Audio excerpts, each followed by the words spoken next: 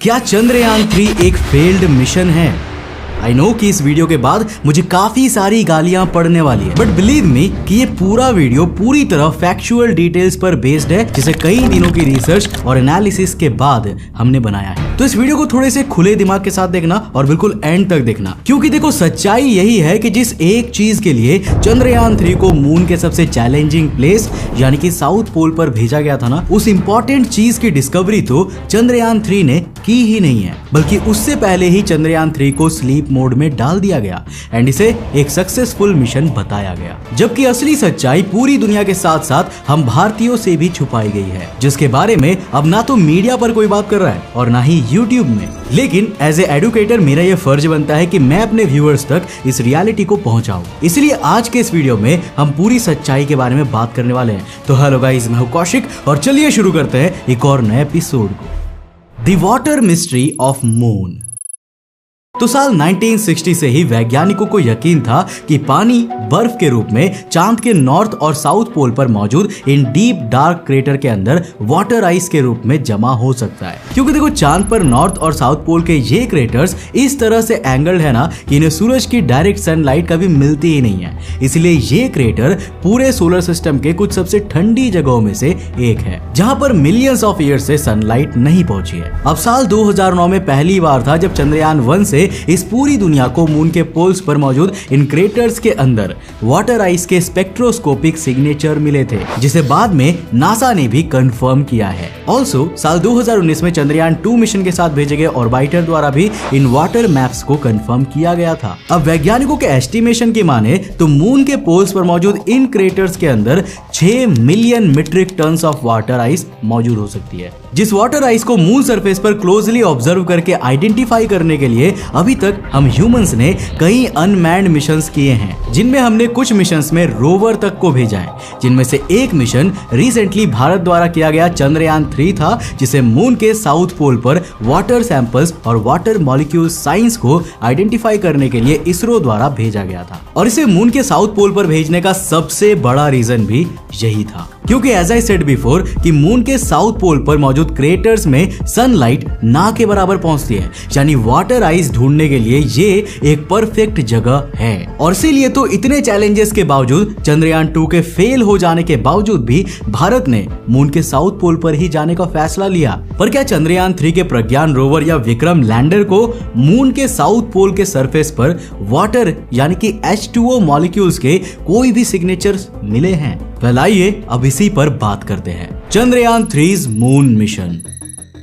तो दोस्तों 4 जुलाई 2023 को चंद्रयान 3 का लॉन्च हुआ, जिसमें 3 मेन साइंटिफिक कंपोनेंट्स को मून तक भेजा गया था: विक्रम लैंडर, प्रज्ञान रोवर और प्रोपल्सन मॉड्यूल। अब इसरो ने प्रोपल्सन मॉड्यूल में इस बार एक शेप यानी कि स्पेक्ट्रोपॉलीमेट्री ऑफ हैबिटेबल प्लैनेट अर्थ नाम का एक स्पेशल पेलोड लगाया है, जो कि मून के ऑर्बिट में रहते हुए अर्थ से आने वाले उन यूनिक रेडिएशन स्पेक्ट्रम को आइडेंटिफाई करेगा, जो कि अर्थ पर लाइफ की मौजूदगी को रिप्रेजेंट करता हो, ताकि हम फ्यूचर में दूसरे हैबिटेबल एक्सोप्लैनेट से आने वाले अलग अलग तरह के रेडिएशन को कंपेयर करके हम उस एक्सोप्लैनेट पर मौजूद लाइफ की पॉसिबिलिटीज का अंदाजा लगा सके। तो दोस्तों 23 अगस्त 2023 को विक्रम ने मून के साउथ पोल पर ऐतिहासिक लैंडिंग की, जिसने भारत को मून के सरफेस पर लैंड करने वाला चौथा और मून के साउथ पोल पर लैंड करने वाला पहला देश बना दिया। अब इस लैंडिंग के बाद जहां पर विक्रम लैंडर लैंड हुआ था, उस लैंडिंग साइट को प्रधानमंत्री नरेंद्र मोदी जी द्वारा शिव शक्ति पॉइंट नाम दिया गया। जिस स्थान पर चंद्रयान 3 का मून लैंडर उतरा है, अब उस पॉइंट को शिव शक्ति के नाम से जाना जाएगा। ऑल्सो चंद्रयान 3 की सक्सेसफुल लैंडिंग के बाद 23 अगस्त को नेशनल स्पेस डे भी अनाउंस कर दिया गया। The Chandrayaan 2 orbiter observed an ejecta halo on the moon's surface. तो दोस्तों लैंडिंग के दौरान विक्रम के पावरफुल थ्रस्टर्स ने चंद्रमा की काफी डस्ट मटेरियल ऊपर की ओर उड़ा दी थी, जो कि अप्रोक्सीमेटली 2.06 टन्स मून डस्ट थी, और जिसके चलते कुछ समय के लिए विक्रम पूरी तरह से इस डस्ट क्लाउड से घिर गया था। जो मून सॉइल का डस्ट क्लाउड 118.4 स्क्वायर मीटर तक फैला था। इसे वैज्ञानिकों द्वारा इजेक्टा हालो नाम दिया गया है, जिसे चंद्रयान 2 के ऑर्बिटल हाई रेजोल्यूशन कैमरा यानी OHRC द्वारा कैप्चर किया गया था। पर विक्रम लैंडर की सक्सेस सक्सेसफुल लैंडिंग के कुछ ही घंटे बाद जब ये मून डस्ट वापस नीचे बैठ गई तब विक्रम के अंदर से 27 किलो और 6 पहियों का ये प्रज्ञान रोवर बाहर निकला, जिस पर मून सॉइल में मौजूद water molecules and other important elements को आइडेंटिफाई करने के लिए कई इंपॉर्टेंट साइंटिफिक इंस्ट्रूमेंट्स लगे थे। Did Pragyan rover found water on the moon?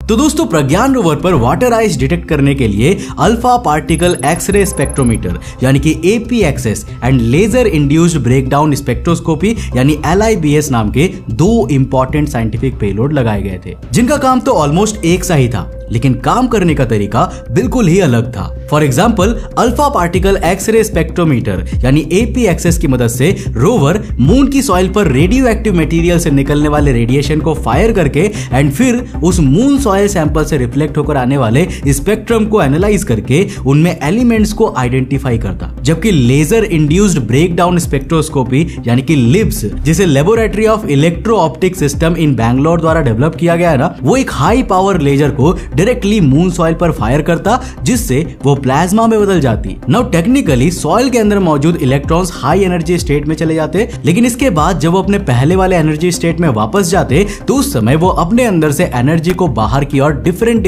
Wavelengths में रेडिएट करते, जिसे लिप्स में लगा डिटेक्टर कैप्चर कर लेता, जिससे हमें उस सैंपल में मौजूद एलिमेंट्स की अलग अलग वेवलेंथ मिलती, जिसे डेटा के साथ कंपेयर करके हम ये आइडेंटिफाई कर पाते कि सैंपल में कौन कौन से एलिमेंट्स मौजूद थे। और दोस्तों, इसी तरह लिप्स की मदद से प्रज्ञान रोवर ने मून सॉइल में aluminium, calcium, iron, chromium and titanium जैसे कई एलिमेंट्स की डिस्कवरी की है। इसके अलावा हमें लिप्स के डेटा में कई शॉकिंग एलिमेंट्स भी मिले हैं, जैसे कि ऑक्सीजन एंड सल्फर। अब इन सभी एलिमेंट्स और इनकी वेवलेंथ का चार्ट आप यहां पर देख सकते हैं। अब इनमें से सबसे interesting and most important element sulphur है, जिसकी डिस्कवरी पहली बार मून सरफेस पर चंद्रयान 3 द्वारा की गई है। बट आखिर सल्फर की डिस्कवरी इतनी इंपॉर्टेंट क्यों है? What is the importance of sulfur on the moon? तो देखो दोस्तों, सल्फर का चंद्रमा की सतह पर मिलना एक प्रूफ है कि आज से कई लाख साल पहले मून पर भी वोल्केनिक एक्टिविटीज होती थी, क्योंकि उसी के चलते ये सल्फर मून के इंटीरियर से ऊपर सतह तक आया होगा।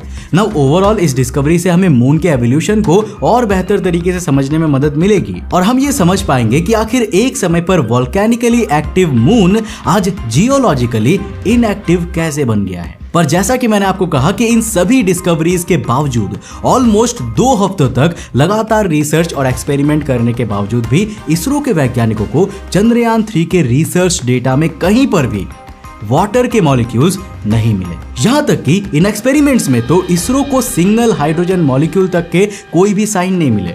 और 4 सितंबर आते आते वैज्ञानिकों के पास भी समय खत्म हो चुका था। इसलिए अब मून पर रात के समय की शुरुआत होने वाली थी, जिसमें मून के साउथ पोल का टेम्परेचर -120 डिग्री सेल्सियस तक चला जाता है, जिसके लिए चंद्रयान 3 को डिजाइन नहीं किया गया था, जिसका कारण था इस मिशन का लो बजट। और दोस्तों, इसीलिए ना चाहते हुए भी 4 सितंबर को मून नाइट स्टार्ट होने पर इसरो को चंद्रयान 3 के विक्रम लैंडर और प्रज्ञान रोवर को मून सरफेस पर वाटर आइस डिस्कवरी ना किए जाने के बावजूद स्लीप मोड में डालना पड़ा। वैसे ज्यादातर वैज्ञानिकों को अब तक पता था कि ये मिशन खत्म हो चुका है, लेकिन अभी भी कुछ वैज्ञानिकों के अंदर आशा की किरणें बची हुई थी कि शायद 22 सितंबर 2023 को मून नाइट खत्म होने के बाद शायद हम विक्रम लैंडर और प्रज्ञान रोवर से दोबारा से कम्युनिकेशन एस्टैब्लिश कर सकते हैं। लेकिन 22 सितंबर के बाद जब इन्हें दोबारा से जगाने की कोशिश की गई ना, तो प्रज्ञान रोवर और विक्रम लैंडर दोनों में से किसी ने भी रिस्पॉन्ड नहीं किया।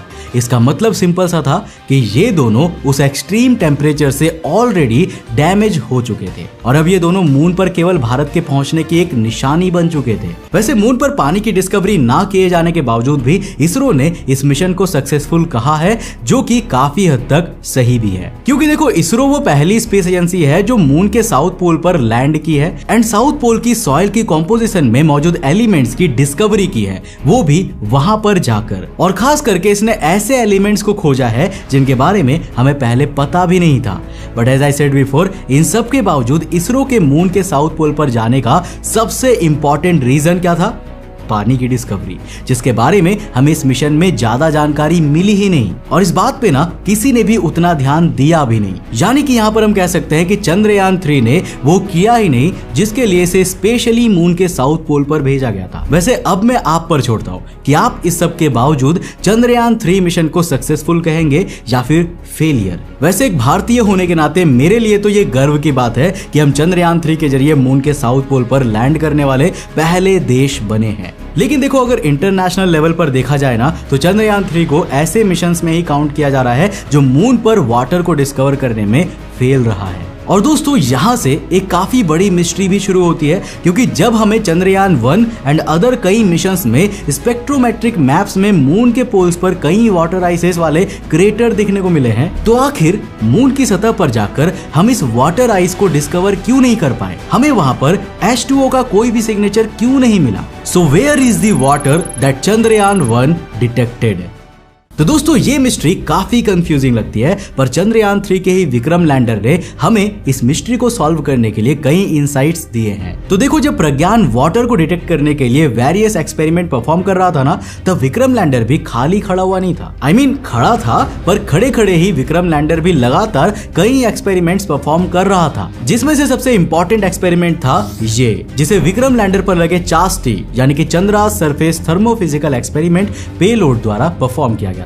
इस एक्सपेरिमेंट में मून की सॉइल के अंदर ड्रिल करते हुए एक टेम्परेचर मेजरिंग डिवाइस को डाला गया था, जिसमें उस डिवाइस की मदद से मून की सरफेस और उसके वेरियस डेप्थ पर टेम्परेचर डिफरेंसेस को मेजर किया गया था, जिसका डिटेल्ड चार्ट आप अपनी स्क्रीन पर देख रहे हैं, जिसमें हमें मून सरफेस और उसके इंटीरियर के बारे में काफी शॉकिंग फैक्ट पता चली कि भले ही मून की ऊपरी सरफेस का टेम्परेचर काफी ज्यादा गर्म क्यों ना हो, लेकिन मून के सरफेस में कुछ सेंटीमीटर्स नीचे जाने पर ही टेम्परेचर बहुत ही बड़े लेवल पे माइनस में चला जाता है, जहां पानी बर्फ के रूप में जमा हो सकता है। नाउ फॉर एग्जांपल, अगर हम इस चार्ट को देखते हैं ना, तो हमें यहाँ पर पता चलता है कि चास्टी पेलोड के मून सरफेस पर नापे गए रिपोर्ट के मुताबिक 20 मिलीमीटर ऊपर का टेम्परेचर ऑलमोस्ट 60 डिग्री सेल्सियस का था, और जैसे ही ड्रिलिंग के जरिए इसके थर्मोमीटर को मून की सतह के नीचे ले जाया गया, तब टेम्परेचर ड्रास्टिकली गिरता चला गया और केवल 80 मिलीमीटर यानी कि 8 सेंटीमीटर मून की सतह में जाने पर ही तापमान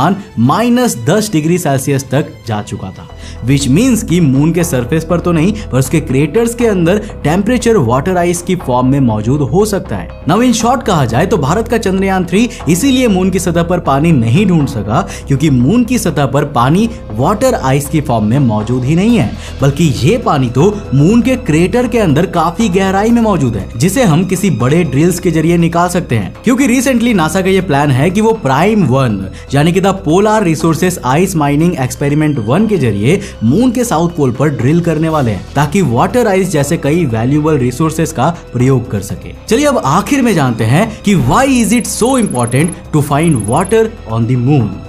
तो अब हमें इस बात को मान लेना चाहिए कि दुनिया का ऑलमोस्ट हर पावरफुल कंट्री अपनी मिलिट्री एंड साइंटिफिक ताकत दिखाने के लिए मून पर बेस बनाना चाहता है। वेल, अब उनके इरादे कुछ भी हो, लेकिन मून पर एक सेकेंड ह्यूमन कॉलोनी बनाना ओवरऑल ह्यूमैनिटी के लिए एक काफी बड़ा स्टेप है, जो हमें फ्यूचर में इंटरप्लैनेटरी स्पीसीज बनाने में काफी ज्यादा मदद करेगा। लेकिन अगर हमें मून पर लंबे समय तक सस्टेनेबल कैंप्स लगाने हैं ना, तो हमें इस बार अपोलो 11 की तरह मून को बस छूकर वापस नहीं आना है, बल्कि इस बार मून पर हमें लंबे समय के लिए ह्यूमन कॉलोनीज बनाना है, जिसके लिए नासा नेक्स्ट आर्टेमिस मिशन करने जा रही है। और अगर हमें मून पर एक long term sustainable colony establish करनी है, तो उसके लिए हमें ह्यूमन नीड्स के लिए ऑलमोस्ट सभी रिसोर्सेज की जरूरत पड़ेगी ही पड़ेगी, जिनका प्राइमरी इंग्रेडिएंट है वाटर यानी कि H2O, जो हमारे पीने के पानी का काम आता ही है। लेकिन अगर हम H2O के मॉलिक्यूल्स को अलग अलग कर दे, तब हमें हाइड्रोजन और ऑक्सीजन मिलता है, और ऑक्सीजन फ्यूचर के मून बेसिस पर हमारे ब्रीदिंग के लिए प्रयोग में लाई जा सकती है। एंड ऑल्सो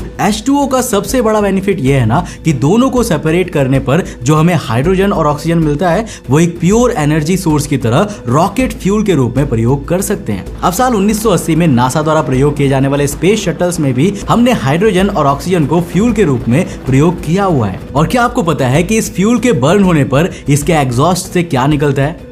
वेल, वो है पानी यानी कि H2O। जो रिएक्शन कुछ यूं है। वैसे गूगल मैप्स को देखते हुए क्या आपके मन में भी ये सवाल आता है कि आखिर गूगल अर्थ समुद्र के ये डिटेल्ड मैप्स कैसे बनाता है? क्योंकि समुद्र की इस गहराई तक ना तो सैटेलाइट पहुंचती है और ना ही कोई इलेक्ट्रोमैग्नेटिक सिग्नल और ना ही कोई लाइट। ऊपर से अभी तक हम इंसानों ने केवल 15% ओशियन को ही एक्सप्लोर किया है। तो आखिर ये मैप्स कैसे बनाए गए?